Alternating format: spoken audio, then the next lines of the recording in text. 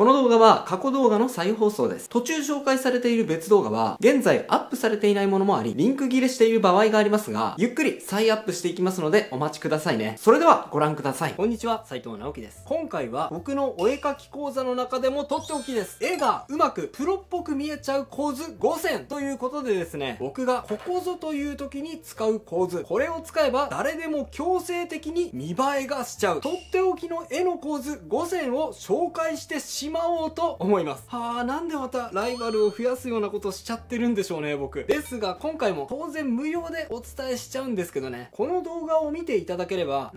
絵を描くのは好きなんだけど、良い構図がなかなか浮かばないんだよというお絵描きの最初のつまずきを減らしていただけて、この構図を使ったらなんかうまく描けちゃった、お絵描き最高なんていう風にスムーズに楽しく見栄えがいいイラストがささっと描けるようになってしまうかもしれません。ぜひ最後までお付き合いください。それではもう早速本日のラインナップ紹介していきたいと思います。迫力を出すかっこいい構図、あざとい可愛さを表現する構図、動きのない絵に動きをつけちゃう構図、ギュッとまとまった魅力を出す構図、ヒロイン感のある華やかな構図です。順番にお伝えしていきますね。前後感強調構図。さて最初に紹介するのはこれ、割とオーソドックスなスタイルなんですが、バカにしちゃいけません。この構図をきちっと使いこなすだけで大抵の迫力のある絵はこれだけで押し切っちゃうことができるぐらい、そのぐらい強力でかっこいい構図です。前後感強調構図ですね。この構図のポイントはですね、なんといってもポージングにあると思います。前にドンと突き出した腕、これがね圧倒的な迫力を絵に追加してくれますし、それだけじゃなく実は大事なのがここ、後ろにググッと引いた足ですね。このように前に出した部分だけじゃなく後ろに引いた部分が絵に奥行きを与えてくれてるんです。今は手を前に足を後ろに引いてますが、これはキックのポーズに置き換えても考え方は一緒です。足をドンと前に出して迫力を出しつつ、腕をググッと後ろに引いて奥行きをプラス。このようにポーズを様々に変えても、要するに前と後ろの距離をググッと離すことによって空間性が表現でき、キャラがまるで画面に迫ってくるような、そんな迫力を持たせることができるんです。それとポーズと同時に背景も大事ですね。僕がこの構図を描くときによく使う効果的な背景は集中線です。でもただの集中線じゃありません。キャラクターの後ろに中心を置いた集中線ですね。こんな感じです。どうでしょう、この線を加えただけでキャラクターの動きをより一層感じるようになりませんか？これがですね、キャラクターの後ろに中心を置いた集中線の効果です。集中線って普通キャラクターの中心に向かって線を引くんじゃないのって思った方も多いかもしれません。はい、そういう場合もね確かに多いです。試しにやってみましょう。はい、どうでしょう。なんとなくさっきよりも動きが感じられなくなってしまったと思いませんか？これはですね、キャラクターの進行方向に関係があります。この絵の場合、キャラクターはこの地点からこっちの方向に進んできたような絵です。この進行方向を無視して中心を設定してしまうと、動きが邪魔されて逆に迫力のかけるような絵になってしまうわけなんです。あと今はただの集中線ですが、例えばこの集中線に沿った背景を付け加えても効果的です。このように街並みを集中線に沿わせることで、抽象的な背景ではなく同じ効果を持たせた具象背景、例えば街中の戦闘シーンのような具体的なシーンを描いた絵に仕上げることもできちゃいますね。ぜひ試してみてくださいね。寝転びポーズ。はい、今紹介したのがかっこいいポーズなら、次はあざといぐらいの可愛さを強調できるようなちょっとエッチなポーズです。それがこれ、寝転びポーズですね。この構図のいいところはなんといっても自然にバストアップ、顔と胸と手の演技、この全てを大きく見せられるってことです。この3箇所はキャラクターをよりキャッチーに見せるためには必要な部分ですが、寝転びポーズはこの3箇所、顔、胸、手を画面内に自然に大きく収められるので、すごくねキャッチーな絵作りができちゃうんですね。それと寝転びポーズにすることによってポージングの制約が取り払われるっていう点も結構大きいですね。例えばこのポーズ、立ち絵だと思って見てみるとちょっと変じゃないですか？でも寝転んでいると思って見てみるると、それほどおかしくありません。これなぜかというと、立ち絵の場合には、どこに重心があって立っているのかというのを見ている側が無意識に感じ取ってしまうので、たとえ画面内に書かれていない部分でも、ある程度考えて描かないと、どうしても重心がおかしな絵になってしまうんですが、寝転びポーズはですね、その重心を考える必要がありません。なので、難しいことを考えずとも、素直に画面内の見た目だけを考えて絵作りができます。そうなんです。寝転びポーズはですね、誰もが簡単に見栄えのする絵を描けちゃう魔法の構図なんです。それとこれはプラスアルファなんですが、寝転びポーズをさらに魅力あふれる演出をする方法。それはこれです。はい。地面に敷き詰めるですね。寝転びポーズにすることで、女の子の後ろには地面がありますよね。なので、ここにですね、何でも置くことができます。ここに色とりどりのお花とか、お菓子とか、あとはこのキャラクターが好きなもの。例えば、ぬいぐるみとか、そういうもので地面を飾ることによって、より華やかなイラストにすることができます。もうね、誰が描いても超簡単に、超可愛くできちゃう。限界まであざとさを演出できちゃう構図なんですね。ぜひ試してみてください。逆さま構図。はい、次はですね、ちょっとトリッキーな構図。逆さま構図です。なぜ逆さまにするのか。それはですね、この逆さまの絵を逆さまに、つまり、普通の構図にしてみるとわかると思います。はい、ドン。なんでしょう。そんなに悪くはないんですが、なんとなく動きが感じられなくなったんじゃないでしょうか。それはなぜかというと、ポイントは逆三角形にあります。以前ね、こちらの動画で三角構図、そして逆三角構図の話をしましたよね。下に底面がある三角形はどっしり感、安定を生む形。そして上に底面がある三角形、逆三角形はグラグラするような不安定さを生む形。つまり動きを表現したい場合には安定した三角形ではなく不安定な逆三角形に沿ったようなポージングにする必要がある。そういう内容でした。そういう目で今の2つの絵を見てください。自然な方向の絵は三角形、安定を生むような構図になってしまっていますが、これを逆さまにすることで、ほら、不安定を表す逆三角形になっちゃいましたよね。そうなんです。この逆さま構図はですね、安定した動きの少ないポーズ、例えば今回のような座りポーズだとしても、強制的に動きのあるポーズにできてしまうっていう、かなりね、トリッキーな構図なんです。これすごいでしょ？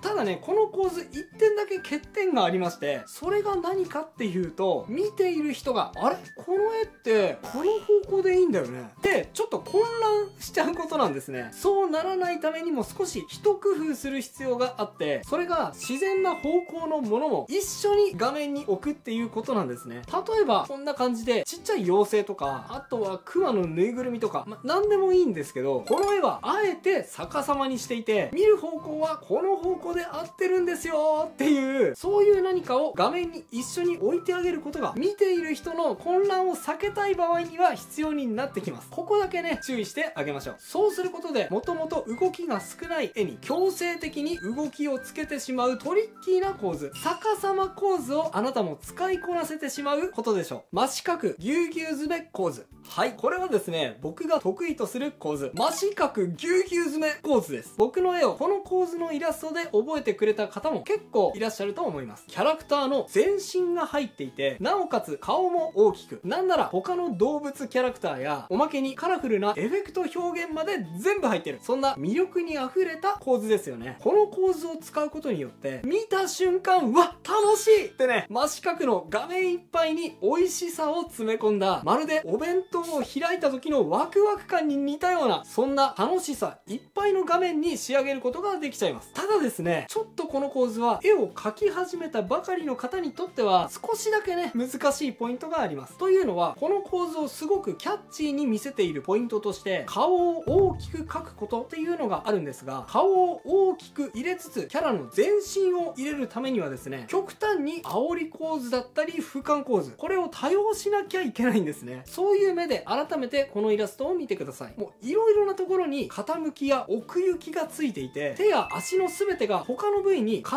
なってますよね。これがね、なかなか描くのが大変な理由なんですが、もしこの構図をうまく使いこなせれば、小さな画面で最大限のワクワク感を表現できちゃうっていうわけなんです。なぜ小さな画面に収めるのが重要かというとですね、例えば Twitter などの SNS のサムネイル、画面を引いた状態で見た時でも、一発でで魅力を伝えることが非常に重要になってくるわけなんですが、この真四角ぎゅうぎゅう詰め構図を使えば、その小さな面積で十分な魅力を効果的に伝えることができちゃうからです。あとそれだけじゃなく、グッズとかもそうですね。アクリルキーホルダーとか、あとは T シャツとかね、印刷面が限られているものが多いですから、その限られた面積の中で効果的に魅力を発揮できるこの構図はですね、そういったグッズ化という観点においても、まさに最強の構図と言えるかもしれません。ちょっとね、狭い面積にギュッとたくさんのものを入れ込むということなので、書くのがね、大変な場合も多いと思います。多分、人物の俯瞰や煽り構図を書くの苦手だよっていう方も多いと思うんですが、そんな時はこちらの動画、うまく書ける魔法の法則、魅力的なポージングの書き方をご覧ください。俯瞰や煽り構図を書く時のコツを知っていただけると思います。飛び跳ね集中線構図。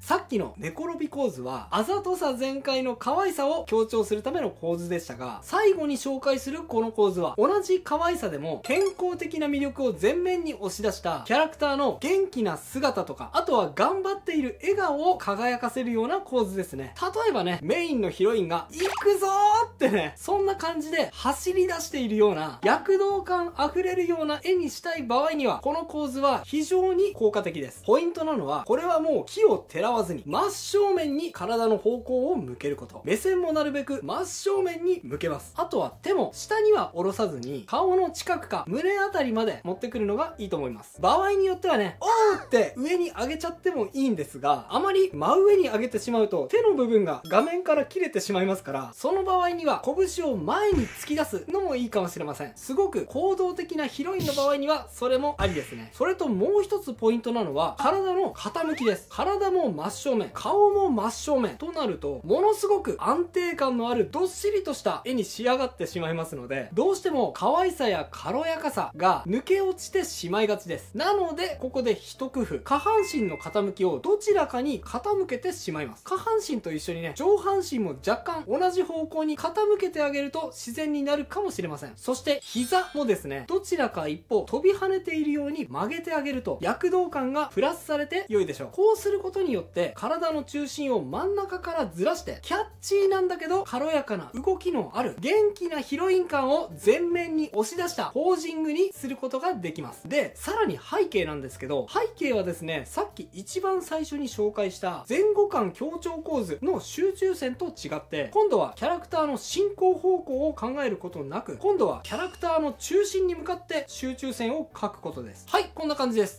ただそれだけだと、なんかこう、ドドンってね、ちょっと軽やかさが抜け落ちてしまいますから、この集中線に沿って、例えば花びらとか、あとは丸いパーティクル表現とか、そういったものを散りばめてあげると、より軽やかで可愛いヒロインの元気さを強調するような絵に仕上げることができると思います。以上が今日僕が伝えたかったことです。いかがだったでしょうか。また、今回紹介したのは、あくまで絵の描き始め、効果的な構図のお話でしたが、じゃあ絵を描き始めてからの問題、特に魅力的な線を描くときにはどうすればいいのか、そこがね、気になっている方も多いと思います。そんな時にはこちらの動画、誰でも簡単、絵が上手くなる、すぐに実践できるテクニックをご覧ください。こちらはすごく人気の講座で、現在100万再生を突破した動画ですね。線が上手くなるには入り抜きが大事だよってよく言われますが、それだけではない。線を上手く描くにはこう考えれば上手く描けるっていうね、とっておきの情報をお伝えした動画です。興味があればこちらも合わせてチェックしてみてくださいね。概要欄に URL を載せておきます。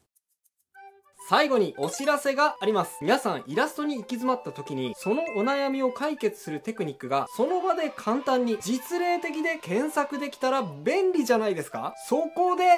これ、はい、こちらなんと好評いただいている気まぐれ添削が本になっちゃいました。こちら斉藤直樹のもったいないイラスト添削講座。こちらはですね、今まで添削動画でお伝えしてきた内容をキャラクター、演出、構図の3つの視点に分けて、イラストテクニックについて具体的に解説、ジャンルを分けたことによってポイントが分かりやすくまとまっております。こんな風に動画で一度学んだ内容も後で気軽におさらいすることもできますね。さらにお悩み別に整理して解説しておりますので、自分の悩みを目次で検索し、そのお悩みの解決アイディアを自分に合わせて探し出すこともできるようになっております。そしてなんと今までのイラストハウツー本になかった試みとして、公式さんの許可も得て二次創作についてもまとめさせていただいており、推しを魅力的に描きたいという気持ちにも応えられる一冊になっております。そして今回はおまけとしてこの本限定の動画も収録しております。あなたが今抱えているイラストのお悩みにピンポイントで聞いて、読んだ後にすぐに試せるイラストテクニック本になっております。本日